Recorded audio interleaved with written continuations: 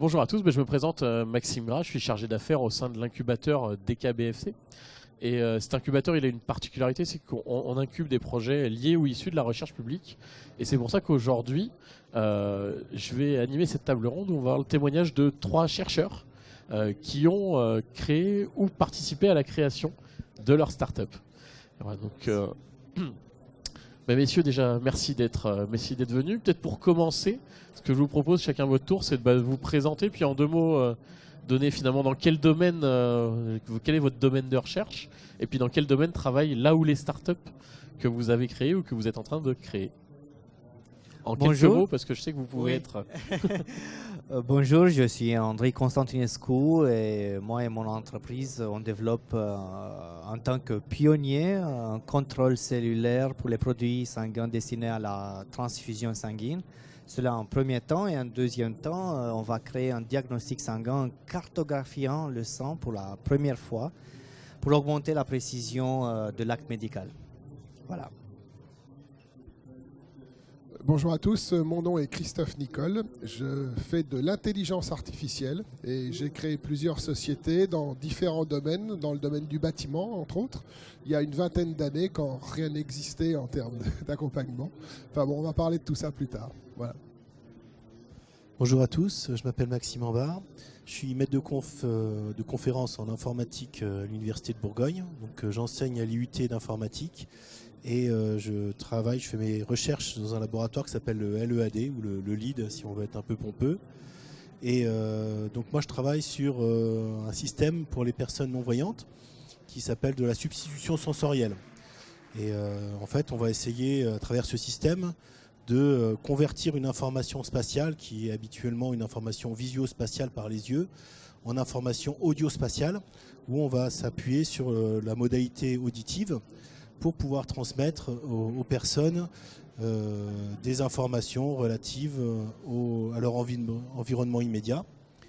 Et voilà, donc suite à dans le cadre de ce projet de recherche, on est en train de développer une start-up avec Yassir qui est présent.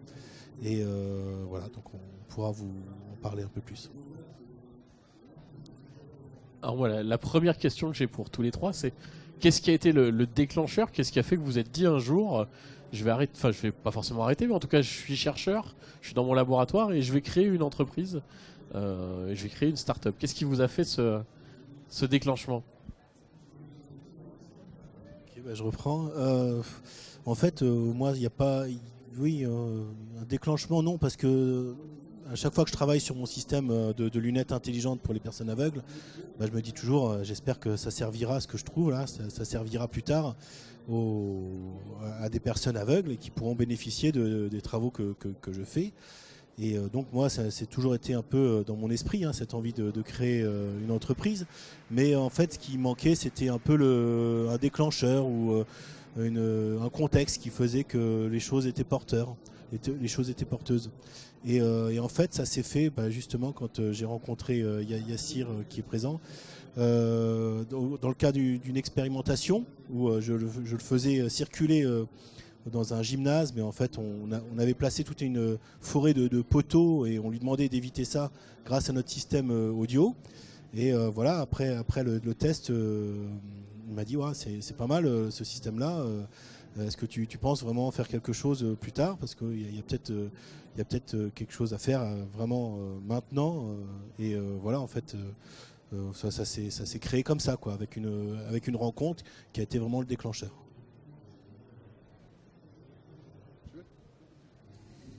Dans mon cas, c'était, comme j'agis dans le domaine de la santé, c'était le besoin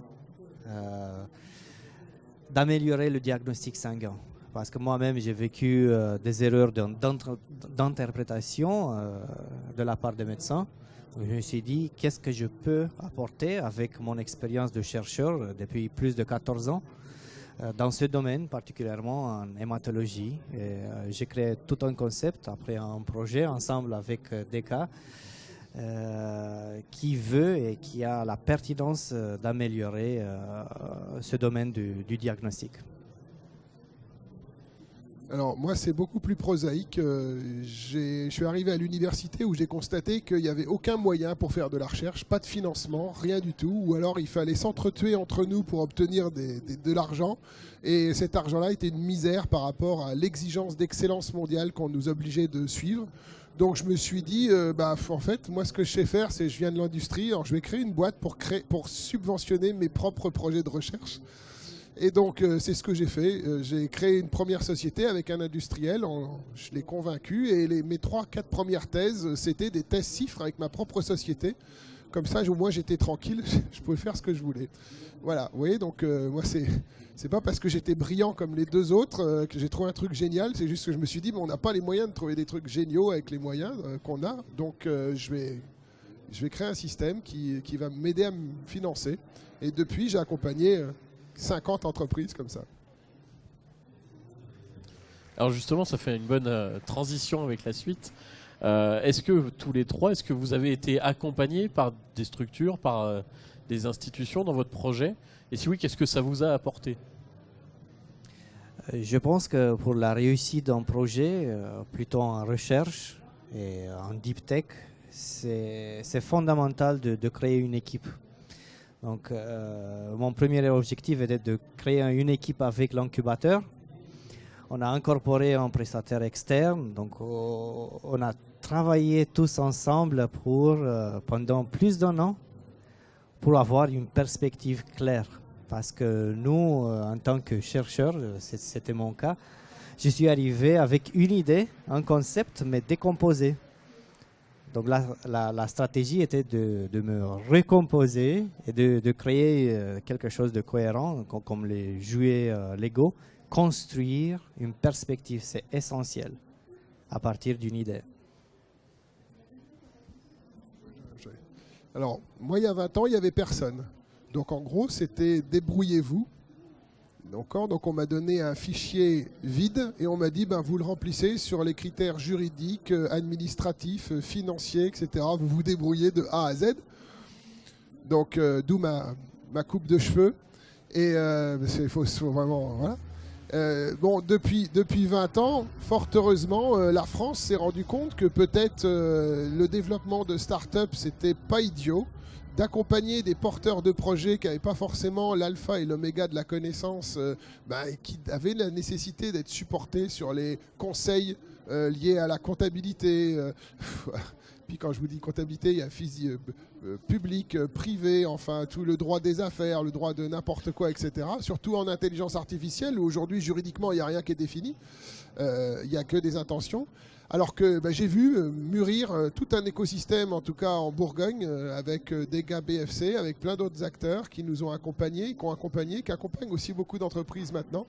Donc moi, je suis maintenant un des partenaires de l'écosystème. Et honnêtement, si le chercheur aujourd'hui veut se développer, ou autre qu'un chercheur, mais celui qui a un projet, la première chose à faire, c'est d'aller voir ce réseau-là qui va l'aider à comprendre ce qu'il faut changer souvent. Et puis qui va aussi mettre en valeur ce qui est bon.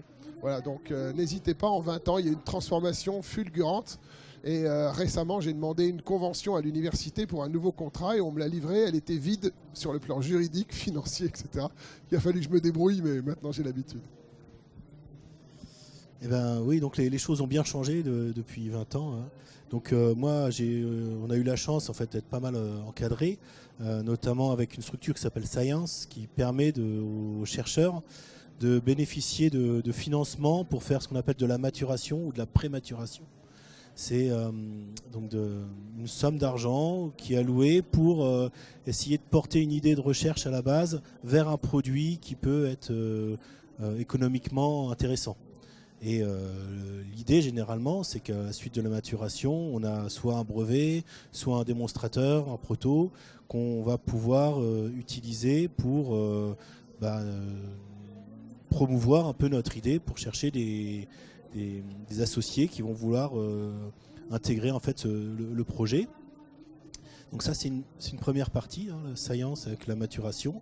Et il y a aussi donc la deuxième partie avec des cas, et notamment Maxime Gras avec qui j'ai des fréquents contacts, hein, qui nous permettent de faire ce qu'on appelle une incubation. Donc là, c'est vraiment les premières étapes de la création d'entreprise. Donc on essaye de bien cerner exactement ce qu'on veut faire, en fait, le service qu'on veut proposer, combien ça va coûter, est-ce que c'est vraiment viable économiquement, est-ce qu'on est entouré des bonnes compétences pour mener ça à bien, est-ce qu'on a prévu un bon planning. Et voilà, donc tout ça, moi en tant que chercheur, j'y connais rien. Yassir, il a été formé à French Tech, donc il connaît beaucoup plus que moi, mais on a encore beaucoup de choses à apprendre tous les deux. Et voilà, c'est un peu grâce à DK que on va pouvoir être accompagné pendant 1 an ou 2, je crois, jusqu'à la création ou suite à la création, encore sur les premières étapes de l'entreprise. Et voilà, donc les choses ont bien changé. Et du coup, moi, j'ai gardé encore quelques cheveux.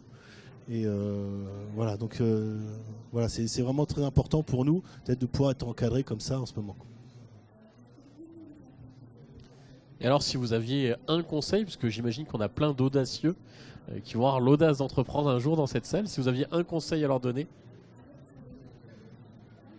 N'arrêtez pas, ça va faire mal, ça va être douloureux, mais n'arrêtez pas, allez jusqu'au bout, parce qu'il ne faut pas avoir de regrets. Voilà. C'est comme les enfants, vous pouvez idéaliser ce que c'est que d'avoir des enfants. Et le jour où vous en avez, que vous les élevez, vous vous rendez compte que c'est un bonheur, mais que ça a été quand même un peu fait dans la douleur. L'encadrement bourguignon aujourd'hui, c'est de vous aider à accoucher de votre projet, sans forcément le faire au milieu des bois, debout en hurlant, mais avec des gens qui sont là, comme on peut le trouver dans un environnement hospitalier décent. Donc c'est une bonne chose, il faut absolument y aller. Par contre, accepter de rebondir, parce que vous allez vous prendre des portes tous les jours. Voilà. Et il faut vraiment accepter. Pourquoi? Parce que les gens ne comprennent pas. Peut-être vous-même, vous ne comprenez pas toujours votre projet ou les attentes, etc., etc. Et vous allez évoluer, jusqu'à sortir enfin quelque chose en vous disant « c'est le mien ». Voilà. Allez-y. Moi, franchement, j'ai pas assez de recul parce qu'on n'a rien créé encore. On est en phase de réflexion, de création. Donc, je n'ai pas de recul pour donner quelques conseils que ce soit. Donc, Je pense qu'il faut se lancer. Il ne faut pas attendre la perfection. On ne peut pas avoir les réponses avant de rencontrer les problèmes. Mais il faut débuter avec le début. Parce que souvent, on commence avec les solutions les plus tardives. C'était mon cas. Mon projet est sectionné en 3 étapes. Je suis arrivé avec le concept de la première étape et avec la solution de la 3e étape d'ici 10 ans. Donc, faites-vous entourer avec les personnes compétentes.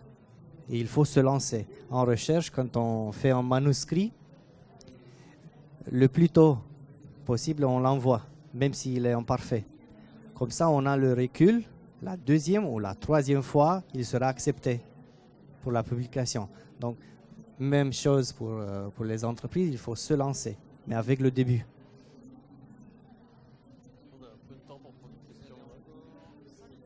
Et il nous reste 5 minutes, donc s'il y a une question ou deux dans la salle. Bonjour, merci pour ces interventions. Moi, effectivement, ça me parle parce que je suis actuellement en train de terminer une thèse et du coup, je me demandais, avec le recul que vous avez, est-ce que vous faites des parallèles entre votre doctorat, la phase où vous avez dû rédiger votre thèse et votre parcours entrepreneurial? Enfin, est-ce que vous voyez des ponts ou est-ce que c'est vraiment 2 mondes à part? Ou est-ce qu'il y a des choses qu'on développe qui peuvent être utiles ou pas? Alors, c'est lié. En fait, le doctorat, c'est un niveau de maturité qui se trouve à l'échelle 3/9 dans la production qu'on va réaliser, sachant qu'on vend un produit, il est à 9 le produit. Voilà. Donc vous êtes à 3, c'est-à-dire que vous êtes sur la partie intellectuelle, formalisation, preuve de concept, etc. Après, il va falloir, dans le domaine, ça dépend dans le domaine dans lequel vous êtes, mais vérifier après l'éligibilité de l'intérêt du monde pour vos travaux. C'est-à-dire, est-ce qu'ils sont bankable? Est-ce qu'il va y avoir des clients qui vont vouloir acheter ça? Moi, par exemple, j'ai attendu 8 ans avant qu'il y ait quelqu'un qui se dise « Ah, mais c'est vachement bien votre truc !» Voilà. Alors que, voilà, il faut un peu de temps, quoi, parce que souvent, le monde n'est pas prêt. Voilà. Donc il faut prendre du recul, etc. Et là, il y a des études de marché qui sont faites. C'est-à-dire qu'ils sont financés par Science, qui disent « Ah oui, ça a l'air intéressant, on voit les applications. Maintenant, on va essayer d'interroger les gens pour savoir s'ils achèteraient ce produit ou pas. S'il existait, ce qui répond à un vrai besoin et pas qu'à un besoin scientifique. » Voilà. Mais oui, c'est la continuité.